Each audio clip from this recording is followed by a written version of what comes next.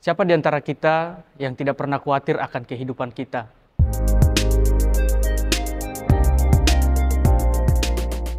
Ada banyak orang yang khawatir mungkin karena persoalan-persoalan yang terjadi dalam hidupnya.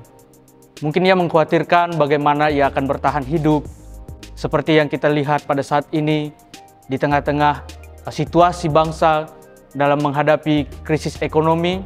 Kebanyakan orang mungkin khawatir akan masa depannya, akan masa depan anak-anaknya. Bahkan di kalangan muda juga sering anak-anak muda khawatir akan pasangan hidup mereka. Apakah dia akan mendapatkan pasangan hidup yang mampu atau yang mau berjuang bersama-sama dengan dia? Atau kadang dia khawatir kalau pasangan hidup yang akan dia miliki adalah orang yang tidak mau berjuang bersama-sama dengan dia. Namun seringkali saudara, kekhawatiran yang berlebihan memberikan dampak-dampak yang negatif dalam hidup kita. Ada orang yang khawatir hingga akhirnya tidak bisa tidur dengan nyenyak. Ada yang orang khawatir akhirnya mengalami sakit penyakit dalam kehidupannya.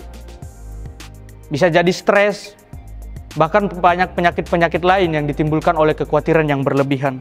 Dalam Kamus Besar Bahasa Indonesia, kekhawatiran itu diartikan sebagai kata takut, gelisah, cemas terhadap suatu hal yang belum diketahui dengan pasti. Kekhawatiran adalah suatu sikap berpikir yang berlebihan atau terlalu cemas tentang persoalan-persoalan yang sedang dihadapi. Kekhawatiran biasanya disertai dengan rasa tidak nyaman dan kecemasan yang berlebihan. Namun, Yesus memberikan satu pengajaran kepada kita bahwa janganlah kamu khawatir akan hidupmu, dan janganlah pula kamu khawatir akan apa yang kamu makan, dan janganlah kamu khawatir akan apa yang akan kamu pakai. Yesus memberikan satu pelajaran bagi kita bahwa kita tidak boleh mengkhawatirkan apapun dalam kehidupan kita.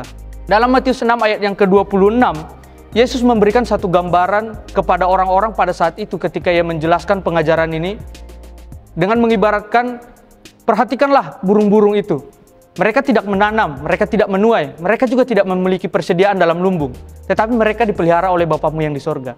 Saudara-saudara, burung-burung di udara pun dipelihara oleh Tuhan. Apalagilah kita manusia yang diciptakan oleh Tuhan dengan begitu sempurna, dengan tangannya sendiri, pasti juga Bapa akan memelihara kehidupan kita. Orang yang khawatir adalah orang yang meragukan penyertaan Tuhan dalam kehidupannya. Dan orang yang khawatir adalah orang yang belum mengenal siapa Allah yang sebenarnya, yang ia percayai. Mengapa kita harus ragu dan khawatir akan kehidupan kita? Padahal Tuhan itu selalu memperhatikan kita dan Tuhan itu selalu berada bersama-sama dengan kita. Saudara-saudara, perlu kita ketahui bahwa kekhawatiran dalam hidup kita tidak dapat menyelesaikan masalah-masalah yang sedang kita hadapi.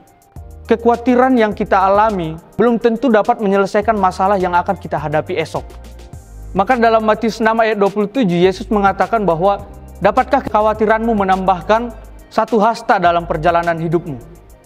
Dari hal ini bisa kita lihat kekhawatiran yang kita miliki akan kehidupan kita, belum tentu itu bisa dapat menyelesaikan persoalan-persoalan yang sedang kita hadapi. Maka saudara-saudara, percayalah, apabila Allah memelihara ciptaan-ciptaan yang Dia ciptakan dengan firman, itu dipelihara oleh Tuhan, bagaimana tidak dengan kita? Yang adalah manusia yang dibentuk Allah dengan tangannya sendiri, yang dijadikan sebagai ciptaan yang paling mulia. Tentu Allah juga akan memelihara kehidupan kita. Oleh sebab itu jangan pernah khawatir akan kehidupan kita. Tetaplah percaya kepada Tuhan, bersandar kepada janji-janji Tuhan yang Tuhan berikan dalam kehidupan kita. Percayalah dan berserahlah kepada Tuhan. Dalam Matius 6 ayat 33 dikatakan, carilah dahulu kerajaan Allah dan kebenarannya, maka semuanya itu akan ditambahkan kepadamu. Utamakanlah hal-hal yang diinginkan oleh Tuhan, hal-hal yang disukai oleh Tuhan. Maka Tuhan juga akan memberkati kita dalam kehidupan kita.